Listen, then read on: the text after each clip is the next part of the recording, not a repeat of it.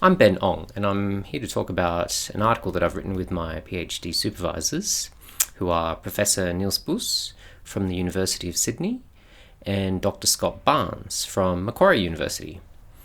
And our article is called Downgrading Deontic Authority in Open Dialogue Reflection Proposals, a Conversation Analysis. In this article, we focus on the open dialogue approach to working with families. And a common technique in open dialogue is the use of reflections. Now, reflections are conversations between the therapists, where they talk about their thoughts, feelings, and impressions of the session while the family observes. But we were particularly interested in how therapists made a proposal to transition into the reflection rather than focusing on the reflection itself. We used an approach called conversation analysis to study these interactions.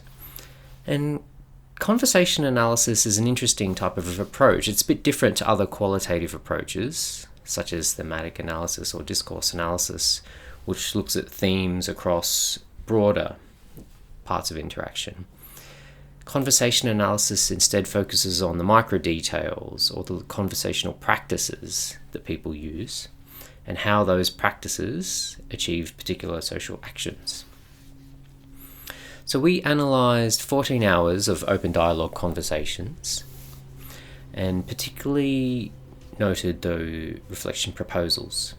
And we found that therapists regularly made efforts to downgrade their authority to direct the session when they're making proposals. So a couple of examples, therapists would say things like, "Can we have another reflection? Is that okay?" And we'll try and keep it short.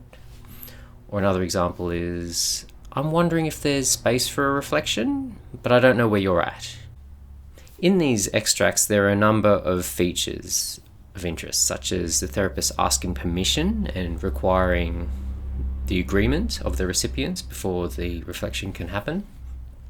They also regularly use the phrase, "I'm wondering," and they also provide accounts or reasons for proposing the reflection at this time. Together, these practices work in a way that therapists downgrade their authority to direct the session. They're not just saying, "We're having the reflection now," but they're requiring a response from the recipients. We think that this article illustrates some of the complex and the subtle work that open dialogue therapists and family therapists generally are doing in sessions. Therapists are having to balance between directing the session in ways that they think will be helpful, such as having a reflection, and also having a collaborative approach or a family-centered approach. If you would like to know more, please have a look at our article, and if you have any thoughts or comments or questions, please send me an email. Thanks for your interest.